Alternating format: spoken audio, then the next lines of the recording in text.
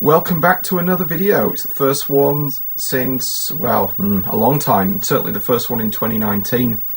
I've not had a lot of time to make videos since becoming a new dad last year, just under a year ago, so I've had very little time.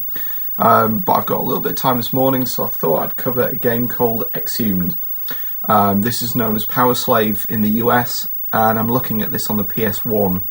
Now, I used to have this back in '96 on the Saturn, and I loved this game. This is perhaps one of my favourite, if not my favourite, FPS. And to call it an FPS is slightly misleading. It's a little bit like, you could probably compare it more to Metroid Prime, in that it's like a 3D Metroidvania before that term really existed. Chop. And the idea is that you're starting in this simple level, but soon it starts to open up and you've got areas that you can't cross, that you need power-ups to jump, or you can't swim and you get a breather mask. And it starts to open up. It's like a big puzzle box. It's a really, really fun game, and it's one that has had a little bit of attention maybe a year ago. Was it a year ago since DF Retro covered it? That was a really good video comparing all the versions, because the Saturn version's a little different than the PS1 version, and the PC version's based on the build engine, which is what Duke Nukem was powered on, which is a totally different game. It's a separate game. It's got similar assets, but other than that, it's different. So performance-wise, this ran really well on the Saturn. On the PlayStation, the frame rate, as you can see, is a little bit up and down. I'm filming it on a CRT really just for the first time, just to test this out, really, to see how well it looks on that. It seems to be okay. I'm not seeing too many black lines, like not the scan line, but the vertical blank line. So I think we're okay. But back in the day on the Saturn, this was really impressive. It's got, full 3D, apart from the sprites, which is quite a nice effect. But other than that, it's full 3D. It's got really nice lighting on it. And for the Saturn at the time, this was really, really good. The engine that Lobotomy Soft used for this later went on as the foundation for their ports of Duke Nukem 3D and even Quake, which I have covered on this channel. I thought I'd covered this game, and then I checked earlier on and I realised, no, I haven't covered this game at all. So let's skip this.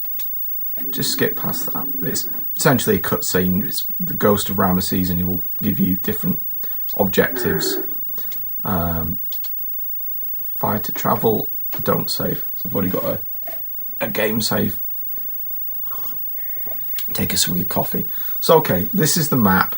So essentially you're doing a lot of backtracking in this game. If you played Symphony of the Night, Metroid Prime, those kind of Metroidvania games, you know the deal at this point.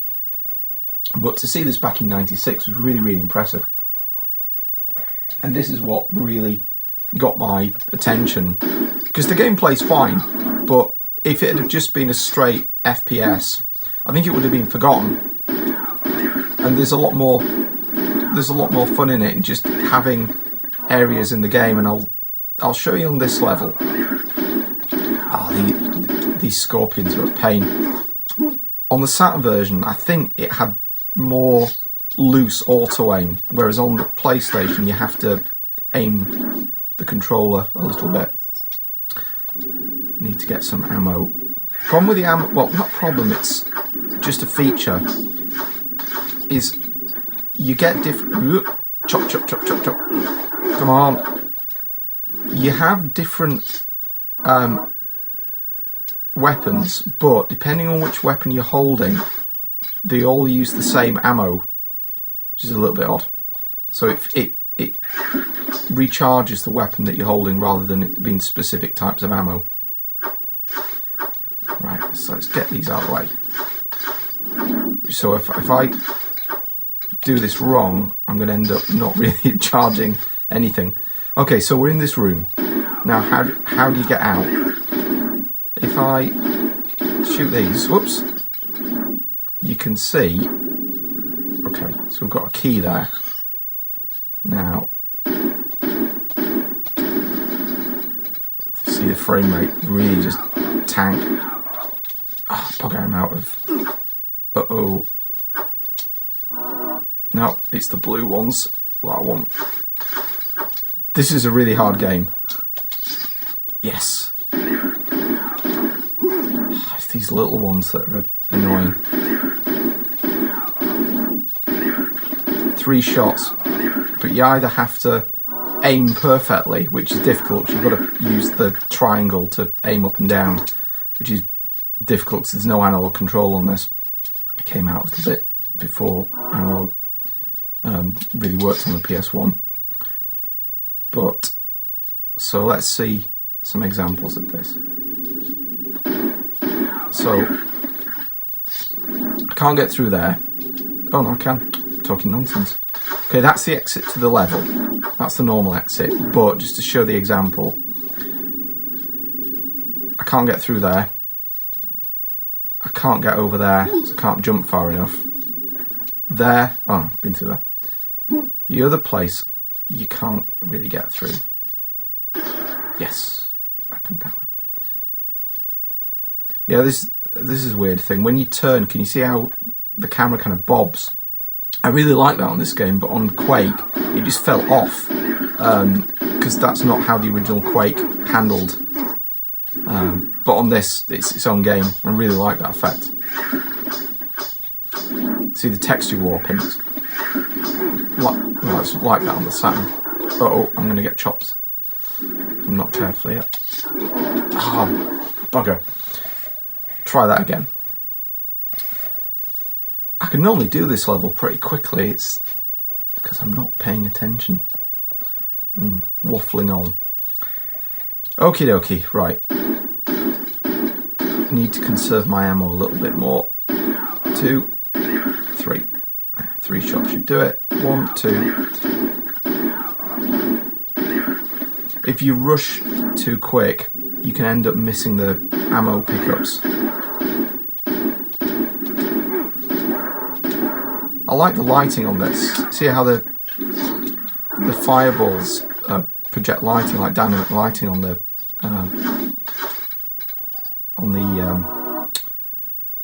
surfaces. Okay, let's do this again.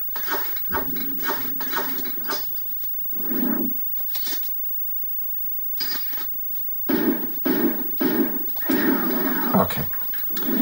So what I wanted to show in here specifically was, let's just,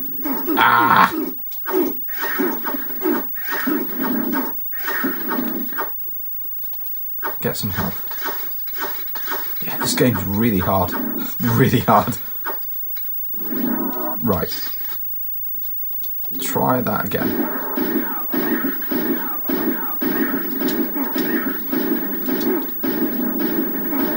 I do like the strafing on the shoulder buttons. I think that does work well. So you can see in here, oops, I can't jump up there. So that's another exit to the level that you can't get to straight away. So let's quickly get towards the end of the level as quickly as we can. So I think the little one's starting to wake up. So, ooh, frame rate tanks there. Come on. There we go. Right, let's go through here. Back to where we were.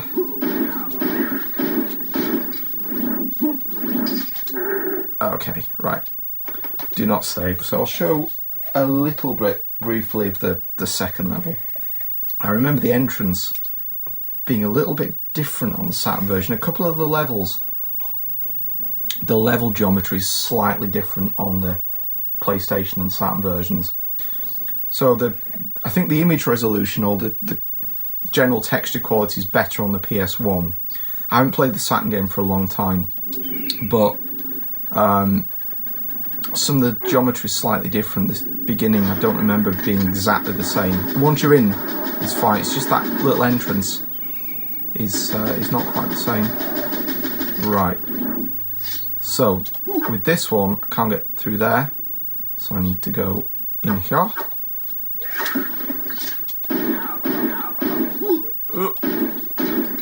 There we go.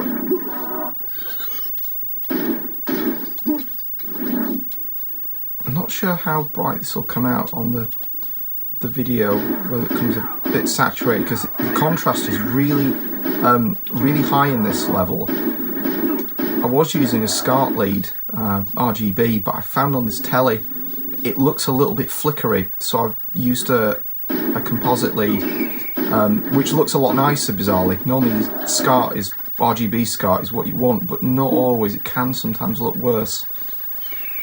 Okay. There are a lot of platforming elements in this, okay, and particularly later on you get the ability to glide and jump a lot higher and etc. I think you could fly at one point as well, and it just opens up parts of the level, so you can go back and do areas that you couldn't get before. You can jump higher, blah blah blah. You get a grenade as well and a breather mask so that you can breathe underwater. It just opens up the levels. Let's go back through here. This level's difficult. I was playing this a little bit yesterday, so this is why I remember it. But it's strange that sometimes you play a game on a different platform, and you come back to it years later and you think, is the game slightly different, or have I just remembered it wrong and I've got hit? Yeah, I'll leave it there. So this is Exhumed on the PlayStation. It's a really good game. It's not terribly expensive. It's quite a reasonably common game, and it's really, really good. If you want an FPS on the PS1, which is a little bit different and really not just another Doom clone, it's a good one to pick up. And if you enjoy Metroid Prime, I'd give this a go. I'm not sure how well it will have dated if you've never played it before, but certainly if you used to playing FPS games on older machines, it's not exactly clunky. It doesn't have analog controls, but other than that, it's perfectly playable. It's just really, really hard, and you've got no auto health, so you rely on health drops. Right, I'll leave it there.